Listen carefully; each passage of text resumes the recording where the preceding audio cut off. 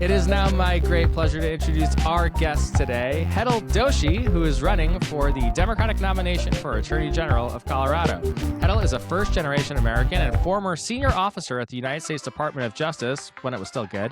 She has more than 2 decades of experience fighting and winning some of the biggest legal battles, including her work as a federal prosecutor in Colorado and as the top anti-monopoly litigator in the Biden-Harris administration. Hetal led landmark cases against some of the world's most powerful corporations, including Google, Apple, and Ticketmaster, while also prosecuting corrupt government officials and scammers who targeted hard-working Coloradans. Here she is on the Get More Smarter podcast to give us the case for why she should be the Democratic nominee and then the Attorney General of the state of Colorado. Hetal Doshi, welcome to the Get More Smarter podcast. Well, thank you so much for having me and for that generous introduction. I really appreciate it. I'm excited about our conversation today. Me too. So first, for listeners, can you just tell us a little bit about yourself and your time at the DOJ? And if there's a case that you handled there that you think about in today's current political moment that you want to tell listeners about, I think we'd love to hear that too. Oh, gosh. Choosing one case is like choosing a favorite child, right? So I'll do my best. I have a lot of former team members and staffers that are going to be upset no matter what decision I make, but I'll try. That's right. Well, thank you again for having me. I'm Hetal Doshi, and I'm running to serve as Colorado's next Attorney General. I have been a 20-year practicing lawyer, and I'm a first-generation American. I'm the proud daughter of immigrants. My family was just very classically grew up chasing the American dream. We moved around a lot, but I primarily grew up across the Deep South. So after the second whiskey, you'll hear the Southern accent come out. Maybe not today. The proud product of public education across the Deep South, to include specifically in Alabama, in a small town. And so I share that with you to say that growing up in the cradle of the civil rights movement fundamentally shaped me in terms of my identity, my values, and the way I approach the world. Like many kids in those kinds of working families and immigrant families, I had to learn pretty early on about how to navigate the various systems in America, whether it was trying to help my family understand the power bill or the medical bills we were receiving, trying to negotiate on behalf of some of my family members because English was always a problem. Those kinds of things were my province, as is the case for many immigrant children in elementary school. And so that is why it is a pretty natural road for someone like me to have ended up being the first of a lot of things, but specifically being the first lawyer in my family. And it's why I became a lawyer, because I understood acutely, just from my own lived experience, how difficult my family's circumstances were, not just financially, but also just accessing American systems and institutions that were just pivotal to our lives. And so I've had the chance to do a lot of really interesting things over the last 20 years as a lawyer, which has included some time in the private practice, but also I spent a year in Kenya doing human rights and constitutional law work.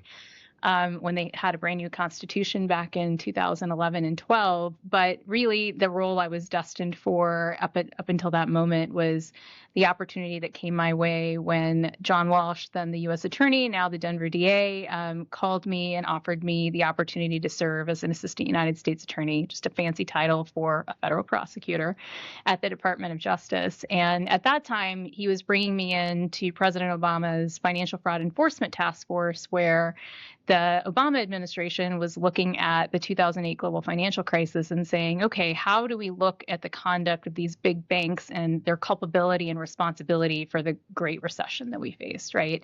And so I had the dream opportunity as a young federal prosecutor to take on Credit Suisse and HSBC and return billions of dollars to the American Treasury and to the American people, including tens of millions of dollars right here in Colorado in the form of consumer relief. And so when Trump was first elected, that task force was functionally disbanded, and I moved to the line to do criminal prosecution work. And so I did white collar criminal prosecution against big companies, CEOs, when they engaged in frauds and cheats. And I also did public corruption work. So I looked at public officials and enforced our civil rights laws as well. And so there was a broad portfolio of the kinds of things I got to do right here in Denver, across the state, whether it was prosecuting a fraud in Durango or standing up for these 2 farmers who had been cheated in Otis, Colorado by a big securities fraud, and also serving as an official 2016 DOJ election monitor. And That meant that I was fighting for voting rights and being a monitor to provide enforcement of consent decrees, particularly in immigrant communities and communities of color that needed language access.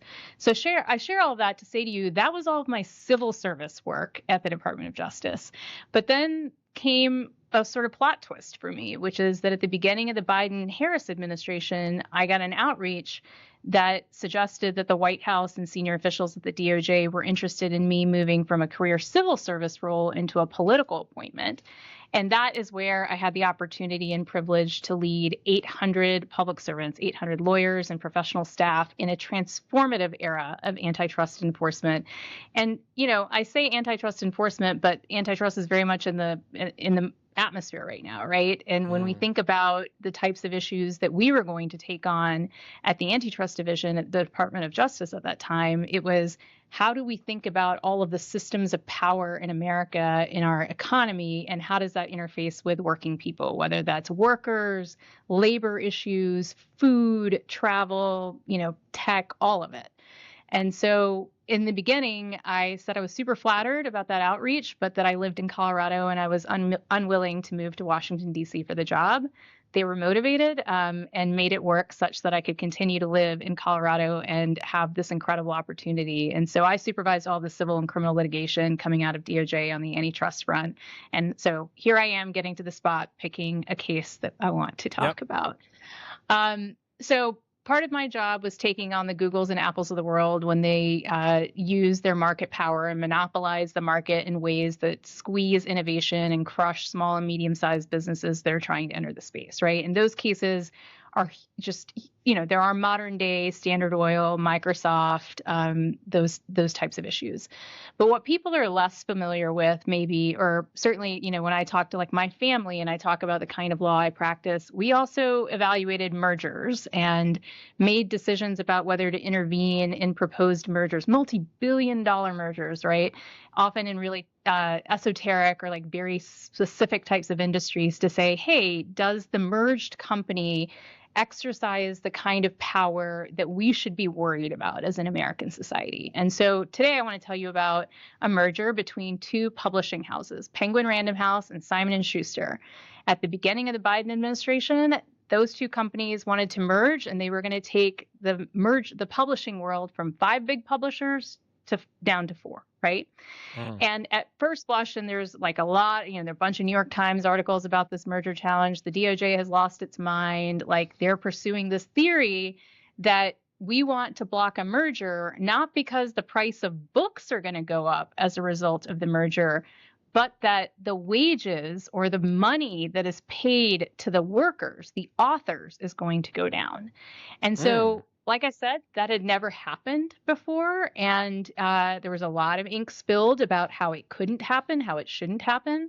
And I'm proud to report that a group of public servants at the Department of Justice charged up that hill, took on a very well-financed, really sophisticated adversary, and proved to an American court to say, if we're worried about prices going up, we should also be worried about wages going down. And so in successfully blocking that merger, we ensured that the free marketplace of ideas continued to have a lot of different authors because, there's a very natural through line to say if wages go down, there are fewer stories to tell, less diverse stories to tell. And that has then now become the blueprint for additional cases that impact places, like our own backyard here in Colorado, if you think about Kroger Albertsons, right? Right. And so that is why I chose to highlight that particular case, because it is an important and compelling example of how there is power in service and in charging up a hill that everyone tells you is unwinnable. And yet, if you have the righteousness of the cause and the sophistication of the argument and experience, really anything is possible. And I think that the public deserves that. Since you were able to block that merger back then, can they try again, or is it just done forever? They can always come back and try a different set of combination for the deals, different terms of the deal, and then that would trigger an entire period of time where the career servants at DOJ would investigate again. I will tell you a fun fact is that Stephen King testified in the trial on behalf of the United States, and Nice. he, He got up there, and I think one of our lawyers asked one question, sort of like, why are you here today? And then like 20 minutes went by where he told this whole story about selling books out of the back of a station wagon and how the industry has changed. And it was a really powerful example of the importance of storytelling. And obviously Stephen King is a master at that, but he really framed the position beautifully. Yeah, I mean, I asked because it seems like, and this might be a cynical take, and you pay closer attention to this than me, so correct me if I'm wrong, but all a giant corporation needs to do to merge with another giant corporation these days seems to be to bribe the president appropriately. And I'm just wondering if, since you were able to stop this merger in the Biden-Harris administration, if they were going to give it another go, because they could just, buy a bunch of fucking Trump coins or something and then call it good. Do you see that as a Yeah, it's possibility? let's talk, yeah, gosh, let's talk fintech. But Yeah. I think that what you're articulating is something, certainly I'm on the outside now, right? I resigned from the Department of Justice a year ago. I don't get to participate in these decisions anymore. And I am worried about the fact that companies are able to, and I gave an interview recently to Squawk Box around the Netflix Warner Brothers Discovery deal, where I made exactly this point, where I said we need to make sure that the Department of Justice has the independence to be able to evaluate these kinds of mergers. And instead, I'm worried that parties are running to the White House to say, hey, you want a ballroom? Like, here's a way that we can Right. help. Oh, you don't like this comedian who is criticizing you? We can take him off the air. Right. I think Jimmy Kimmel sort of exposed in a deeply unsexy but important way the connection between our liberty and money, right? And I think I often make the argument that our civil liberties are able to be exercised in any meaningful sense because we have economic freedom, we have economic opportunity. And so if Jimmy Kimmel is being silenced because they want a $6 billion merger to go through, or these two publishing companies, come to the White House and say, here are some concessions we'll give you. We won't publish any exposés or fund investigative journalists. That's hugely screwed up, right? And that is the dangerous underbelly of consolidation of power, and something we should be very, very worried about right now. So one question we're trying to ask all of our guests, and it's only partially because we don't really tend to invite Republicans on the show, is why are you a Democrat? This is a great question, and I will tell you that as a former, and this is why I always start with, I did public corruption work. I often go into rooms running for Attorney General where I say, I'm Hetal Doshi. You've never heard my name before, but I'm running for Attorney General, and here's why you've never heard my name. So partisan politics are new to me in the sense that as a public corruption prosecutor back in the day at the Department of Justice, where we cared about norms and integrity of our prosecutions, I stayed very far away from labels like a partisan or a party, even though I was a registered Democrat that whole time. I was entitled to do that, but I didn't go to like the Denver Democratic Party gala or things like that, right? Right. And so your question kind of speaks to the heart of this question of like, why align yourself with a particular set of values or movements, or like actions, I suppose, in any particular time.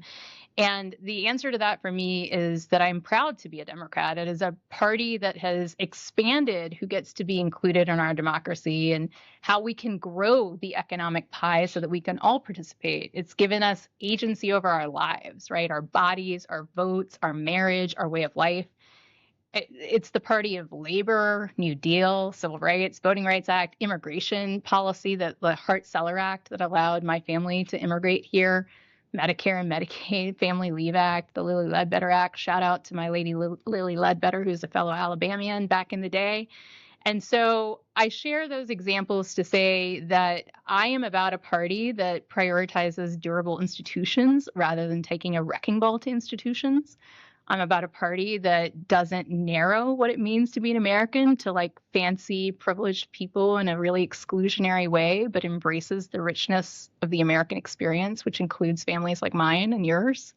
I'm about a party that prioritizes science and facts and truth.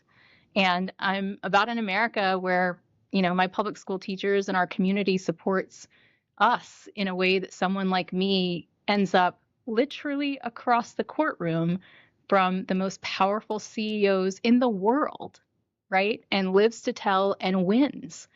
That's the America and the party that I am about. And in this moment, right, to me, it's not about a jersey or a team. It's about the Democratic Party continuing to fight for those values. And that's why I am running as a Democrat.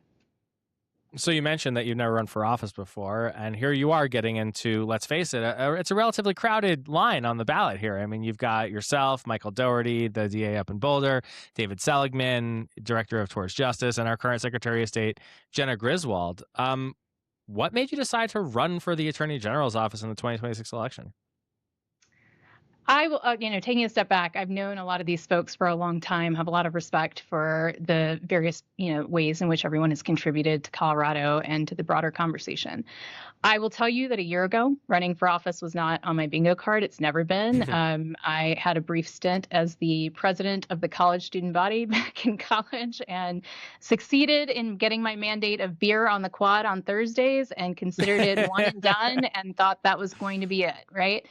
And, in all seriousness, I stepped down and I thought I was going to take some time after an incredibly busy 3 years serving the Biden administration to reflect, spend some time with my husband, our dog, and figure this out. And in reality, I sort of watched the Trump administration take power with a Supreme Court where President Trump felt like he had been emboldened by a Supreme Court that gave him immunity, expanded his powers in decision after decision in those early days, where, his Republican counterparts on the Hill either lacked the courage or the ability to speak up and hold him in check. And at the same time, we had a broader environment where the economy has continued to, it's a K-shaped curve, right? The rich are getting much, much richer. Stock market is booming. Everyone else is making choices about whether they can put meat on their dinner table, right?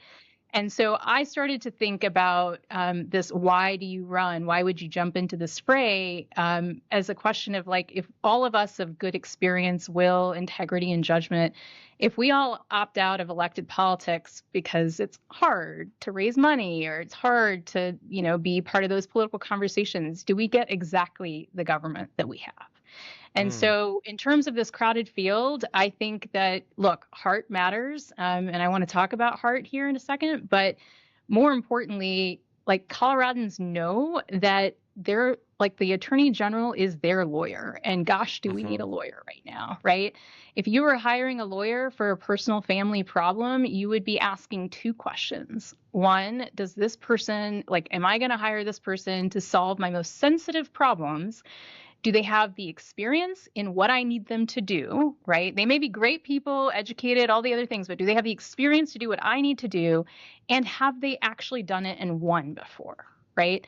And I think when I looked at those two questions, I thought, I have the background and experience. I am the only candidate in this field that has both federal experience. And if you're going to take on the federal government, right, it's helpful to have that experience to know where the bodies are buried. I'm the only candidate in this field that has both civil and criminal experience. And I think we need a lot, a focus on both for a lot of different reasons this moment. I have the management experience of having led 800 lawyers and PhD economists in the battles of a generation against well-financed adversaries. I'm not scared of that. I think that matters in this moment. And so I am making an experience-based argument to say this is not politics as usual. No one is coming to save us. You can't plug and play some politician from central casting into this moment and hope it works out. Too much is on the line, right? If you need a real deal lawyer in this moment, that means that you have to ask those tough questions about experience, and that big speeches or promises or platitudes are not enough, right? It's not enough to say, I think we should block mergers. I'm the only one in the field who has blocked mergers. And so that is the experience argument. But briefly, if I can talk about the heart piece, please. One of the things that, and this is hard for me to talk about because I'm a grizzled, tough-nosed prosecutor, and we don't really share vulnerability a lot. But in the early days of this administration, I was watching, and I spent almost 11 years standing up in court every day saying Hetal Doshi for the United States of America. I still choke on that because it's so deeply meaningful to me.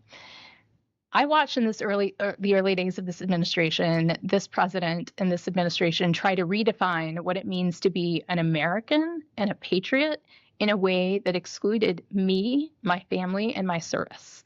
And there was no greater call to action in that moment. And I think that that's the path. That's how I'm distinguished. I'm the only one who has my story in this race. And I think it matters symbolically in this moment. Yeah, that's really good. You got me a little choked up too.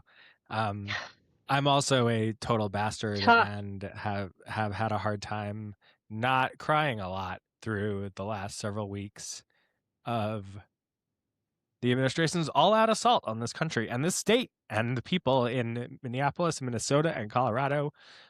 So thanks for that.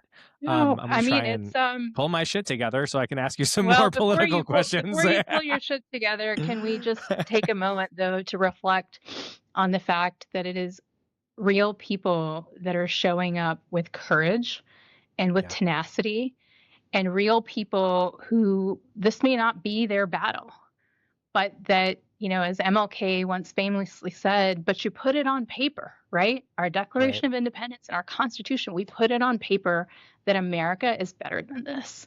And our communities are showing up and fighting in ways that reflects the very best of America. And that is partially why I'm doing this and why I'm not embarrassed about the fact that it makes me emotional, because I'm grateful. We should be grateful that we won the natural lottery of birth to be born in this great nation. And we owe a debt of gratitude and a debt of the fact that this is not self-executing. We have to fight for it.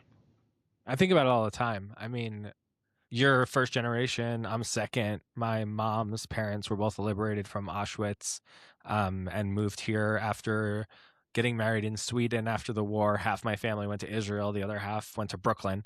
And here I am. And my kids just got born on the right side of the imaginary line, right? Like they just get to live here and be Americans. And the billions of other people that don't get that automatic lucky lottery draw like we did. And then of course they're even trying to call your citizenship into question. First generation Yeah. Americans don't count anymore. They want to repeal the 14th Amendment. These people are fucking psychotic. And I don't know what on earth they think is going to happen to like Barron Trump under their bad idea, because his mom is not a natural born American citizen. And I don't know if they've thought this whole thing through, but I think about what you talk about all the time. And I'm grateful that we're able to have this conversation. I'm wondering, Colorado, this race in particular wasn't won by a Democrat for a pretty long time. Mhm. There was kind of de facto knowledge that, well, we'll win the governor's race, but we're going to lose SOS, treasurer, and definitely attorney general. And when A.G. Weiser ran in 2018 against George Brockler, it was the closest race on the ticket of the 4 statewide constitutional offices. I'm not really worried about 2026 because I think it's just obviously a backlash year. Obviously, a blue wave is coming, and especially in a state like Colorado, we're probably going to be fine. But let's imagine for a second that we have a competitive general election and they put up a Republican who's got, credentials that are, unobjectionable, and he hasn't said anything fucking crazy, and maybe he's like distanced himself from Trumpism and MAGA, and it's a close race. Why should Democratic primary voters put you on the ticket to face a qualified Republican and, let's say, a more competitive environment than we might be facing? Yeah, I mean, I think that there's so much that has changed about the shape of like law and order politics that, kind of led to that dynamic in terms of AG's Yeah, races, not just in Colorado, across the country, right? And so I am someone who's a big believer in the fact that, like, I took a lot of pride as a federal prosecutor in sitting across the table from the most powerful people in the world and saying, I'm going to be the one that holds you responsible. Because too often in our society, right, we've seen working people get tagged with crime after crime, prosecution after prosecution in the smallest ways, right? Whereas, like, the big cases, the ones that impact the right. structure of our market and our societies, prosecutors have taken a pass on because it's hard, it's complicated, it's resource intensive. And so my career and the career of so many people, both in DA's offices that do white collar work and federal prosecution, is a testament to the fact that I actually think that traditional Democratic politics and politicians sort of have seen a pivot, right? In the sense that suddenly there is an opportunity to hold the powerful to account in a way that says that you too are subject to the laws. And so I think that, I know that a DA down from Colorado Springs has announced his candidacy for the Republican nomination. I don't know Michael Allen personally, but I know that he's been elected. He's respected down there. And so, He I seems to be expect about as normal as Republicans get these days, for what it's worth. that's Like, my yeah, sense, and we have a yeah. lot of mutual friends that speak highly of him, and so I give him that benefit of the doubt. I suspect we're going to have deep policy disagreements and deep disagreements about this administration and how to meet this moment, but like at least we're starting from a place of, as I understand it, he's a good faith actor that shows up with truth and transparency in his job. I don't know, much beyond that. That's triple hearsay, so I'm not endorsing that perspective. But Fair enough. what I think, to your broader question of like how does a Democrat win against that? And my answer to that is that that's why I am the candidate, because I like no Republican gets to say to me, you don't care about public safety, right? It's you get Right. public safety with me given my prior history and work, but you get public safety plus the anti-monopoly work, plus the consumer protection work, plus, by the way, the civil rights and corruption work and a Fed. And so I welcome that conversation. Let's have it, right? I don't think that that's going to be a meaningful impediment for me. So, pivoting a little bit to sort of our own party and the struggles that we're facing these days, there's a bit of a rift in the party these days, essentially between sort of leftists, Marxists, socialists, or super progressives. These labels aren't entirely useful, but I think you know what I'm getting at. And the sort of center, maybe establishment, maybe normie, maybe kind of centrist folks in the middle, right? There's some real tension where it seems like each side is blaming the other. Well, you didn't show up because Kamala wasn't perfect on your super pet issue, leftists, so this is your fault. Or, well, you tried too hard to capitulate to corporate interests or the middle, and you ran around with Liz Cheney, so you lost all the young people, say the leftists to the center. Do you have a stake in this? Like, do you think that one side or the other has a point? And where do you find yourself on the sort of political spectrum here? Oh my God, I have a lot of hot takes to offer here. But I'm going to Spicier the start. better. Yeah, there you go. I am going to start from a place of saying, as someone who is, recently like decided to run for office and jump headlong into the political world, right? I come to this without not a lot of allegiances or loyalties to any of these labels, and Mm, I candidly think that the discussion around the labels and the sectors and whatever else is sort of like wildly far away from where most American people are, and certainly the people in right. Colorado are.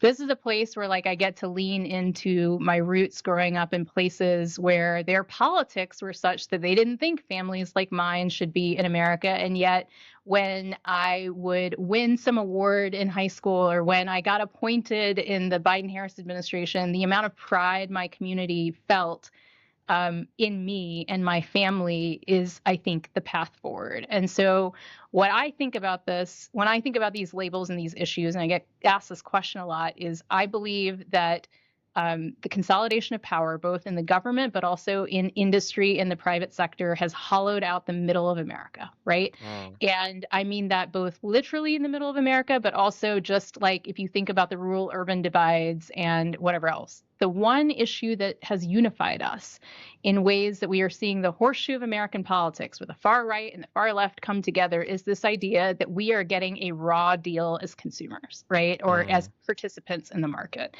And so that means that, like, how are we not able to make meaningful choices between healthcare, food, and, like housing, right? For example.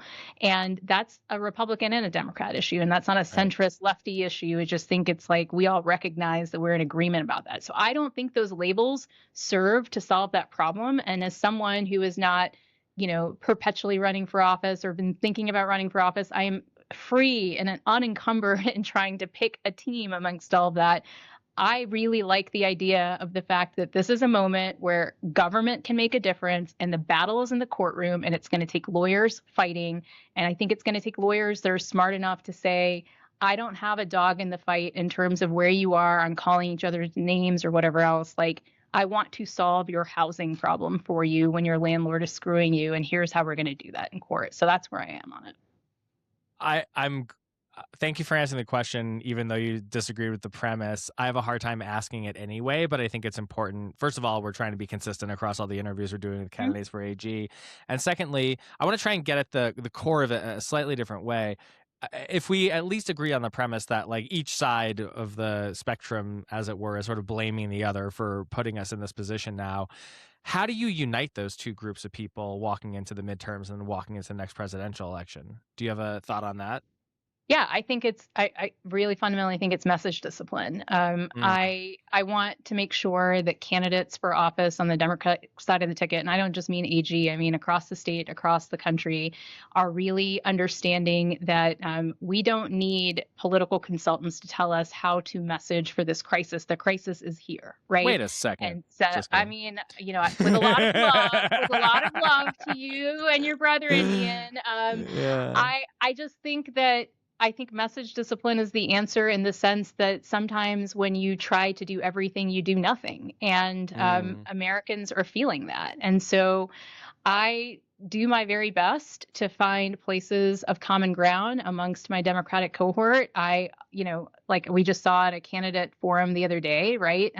Where Michael Doherty, David Seligman, and I all chose to attend, and we have a lot of areas of commonality, right? Sure. And so I think that the answer to your question, honest to God, understanding that I'm like new to all of this, right, in terms of the political and partisan piece of it, I just think it's trying to figure out like who is going to answer the questions that are posed by the public in a way that is transparent and accountable. Like that's the currency of the Democratic Party in this moment, not I think like specific tests on specific issues. That's my humble opinion on it. No, I agree with you. And I think a lot of what we need to do as a party is kind of earn back trust, like not just among the sort of middle, but among our own people. Like this goes understated, I think, in the overall conversation when pundits pass by the idea that, Americans have a pretty low opinion of both political parties right now, but man, Democrats are at a historic low point. It's because Democrats are rating the party badly.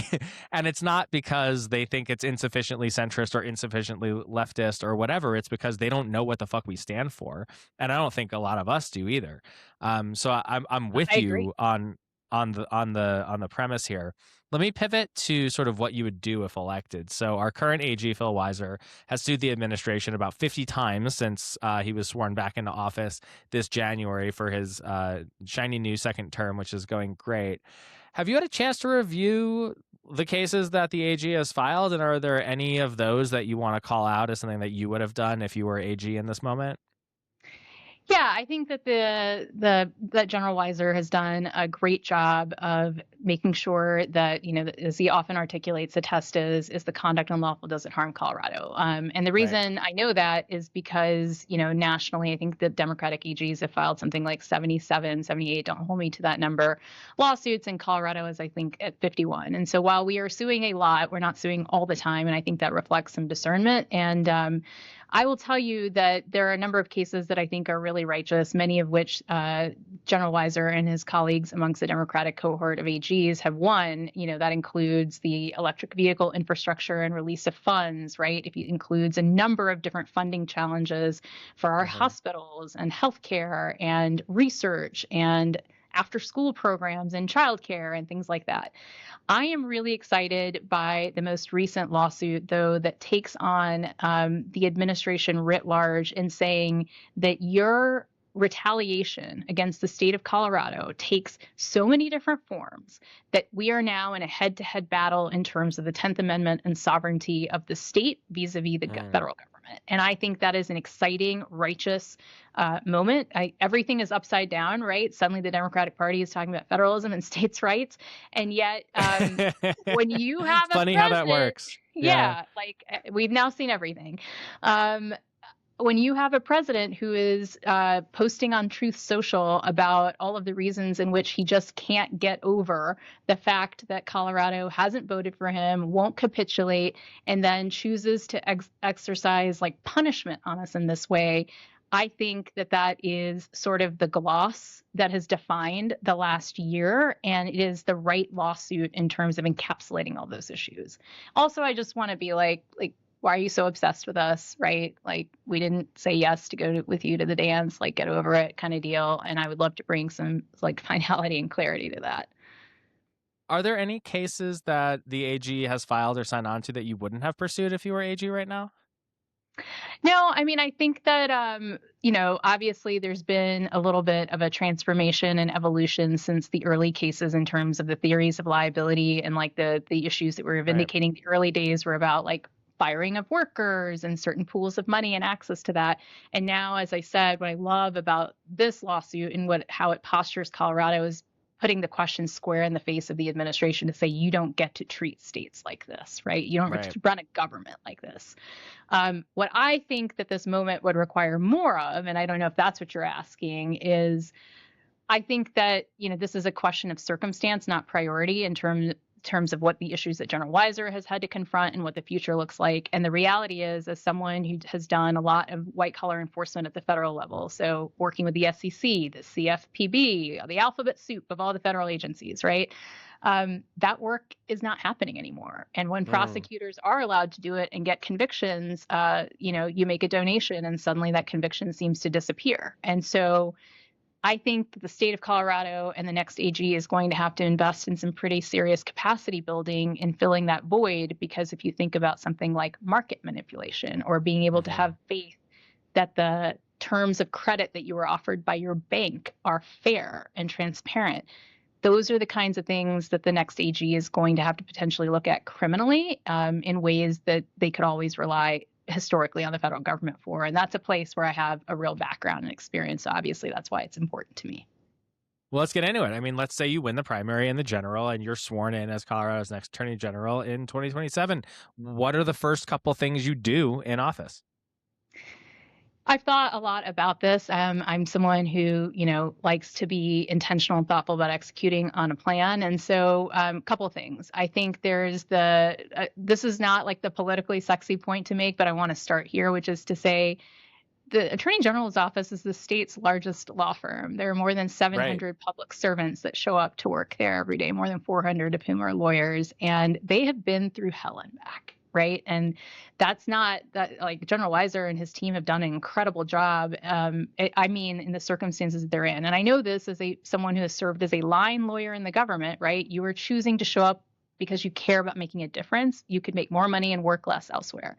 And so I want to start internally on day one to understand and appreciate what they perceive to be the challenges and areas for opportunity are, and starting from a management perspective of making sure that we are good to go with having the people that we need to charge up the hill to do the work. Other like day one priorities, though, for me are I think we need a healthcare task force to deal with the Mm. completely out of control cost of healthcare and all of the different permutations it takes across Colorado, like the delivery of healthcare services in rural Colorado, the role of pharmacy benefit managers, and I don't mean that to call out pharmacy benefit managers for any particular reason, just to say to the public, like we need to educate ourselves about how all of this works, right? So day Right, because these one, things or could be constructed in ways that actually create competition and help consumers get drugs at yes, better prices, or they could be like yes. middlemen extracting wealth from the middle of the system and jamming it in their pockets. There's a couple different ways this could go, right? There are a lot of different like I'm a believer that inertia is the enemy of progress, and my teams will tell you that I often say to them, that's the way we've always done it is a deeply unsatisfying answer to me. And Yeah, that's so Britney's like main slogan in uh, life as well. Yep. That's pretty good. yeah, like don't Yeah. come at me with that, right? And Mm. so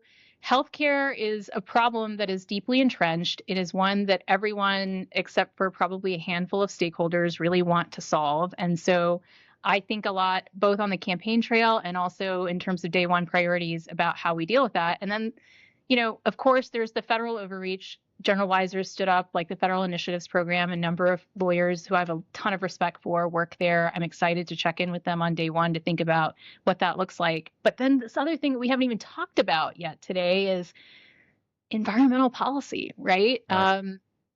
The federal government and the EPA has rolled back like emission standards, forever chemical standards. They're And forcing the opening and continuing maintenance of coal plants that we have been you shutting took the down for a words out of my decade. mouth. Yeah, Yeah, they it's call crazy. with a day's notice to Craig, Colorado, and say, Yeah. "Hey, this coal-fired plant, like you don't have workers, you don't have coal, maybe, like you have never planned for any of this, but you're going to do this because I'm going to make a political point about renewable energy, right?" Hmm. And there's like a technical issue associated with their like authority under this DOE regulation, like the 202C piece, which is supposed to be like a temporary stopgap. Right. But like, I don't know how temporary it is. And I don't know if the public even knows that like all of the environmental standards are suspended during the pendency of what this temporary process is. And it's not fair to the workers that work at these places, right? To say you're coming offline. No, wait, we're going to need you. We need you to come back. And so I share all that to say I want to be talking about healthcare. I want to be talking about like consolidation in various industries. And then I feel like the environmental issues are taking a back seat because we lack time and attention. But holy hell, right? Like this impacts in a very direct way the way we conduct our lives on a daily basis. And so if the federal government's going to back off, like Colorado has an opportunity to be a national leader on this, and we should take it. And that's a day one priority for the next AG, I think. Well, Hetal Doshi, it has been unbelievably wonderful speaking with you today. So thank you for coming on the show and having this great conversation. If folks want to get involved with the campaign or find you online, where should they go? Well, so I have, thank you so much. It's been a real treat. I have a short story to tell you, which is that as part of this brown woman with a funny name running for office, that's something someone said to me before I decided to jump in. They were like, brown women with funny names can't raise money. They, they're not viable, whatever. Why a brown dude with a funny name won the presidency once? Well, no one, he's in a league of his own. We'll leave that alone. But I will say on the campaign trail, and I've just been like, oh, it's fine. My name is Hetal. It rhymes with petal, right? On the campaign trail, I've gotten some feedback that my name is difficult, when you're hearing it for the first time or to spell it or whatever else. Someone who knew someone else was like, oh, you should maybe go by Heather or something like that. Like, I'm never going to do that. So Good. I'm going to answer your question to tell you the place that you can go learn about the campaign, which will also hopefully help you with my name, which I understand can be difficult the first time you're hearing it, is hetaltothemetal.com. Hetal to the Metal? That you own that? You go. Yeah, hetaltothemetal.com. It will also take you to Hetal Doshi for AG.com, but Hetal to the Metal for Colorado. You got the soft launch of the new branding and slogan that will come out soon, but it's something that when I used to play sports, people used to say, and we thought, how do we take this name thing and make it actually a fun and positive part of the conversation, not to shame anyone who's having difficulty with my name, but to bring them into the tent to say, we can do this together. So here we are. Okay, last question for real now. Are you kind of a whiskey freak or what? I mean, I'm more of a bourbon freak than a whiskey freak, but yes, and yes give to us, brown liquor. Give us some recommendations for the time of year it is. I noticed on your website that you say you visit a lot of distilleries. Any favorites making their way to your glasses these days?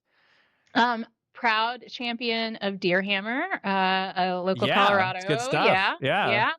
Love Deerhammer, love Laws. Laws is great. Laws is great for a classic old fashioned or Manhattan.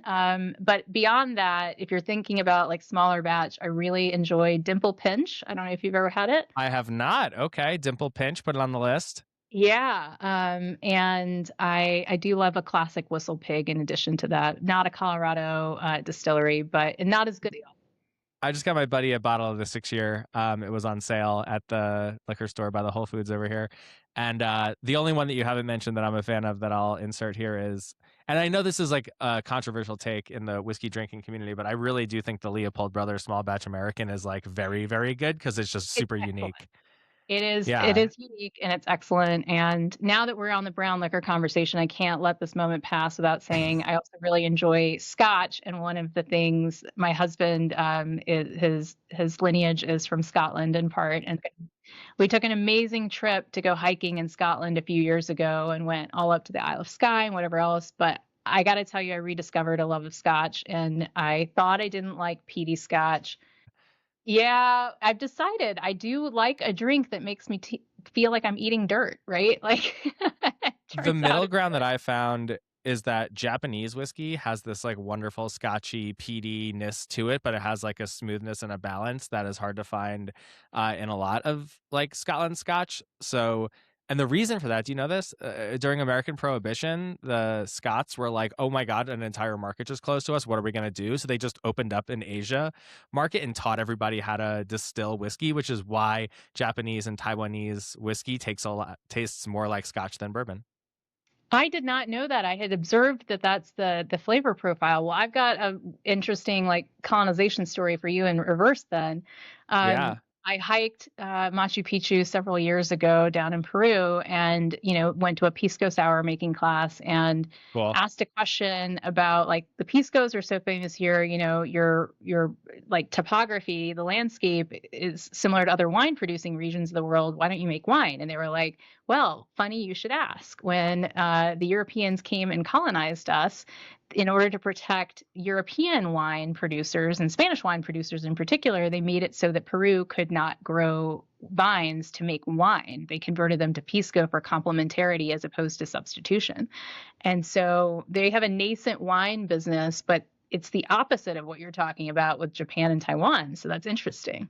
But these motherfucking monopolies will just pop up everywhere unless they are curtailed and controlled. I'm My goodness. telling you, everywhere you look, there's a Monopoly story to be told. I'm, the least fun person to hang out with at the bar when I'm telling those stories, but I'll tell them to you.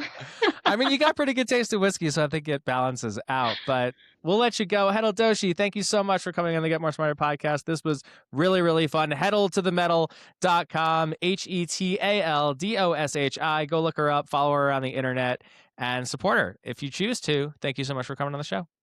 Thanks so much, Ian. Thanks. Take care.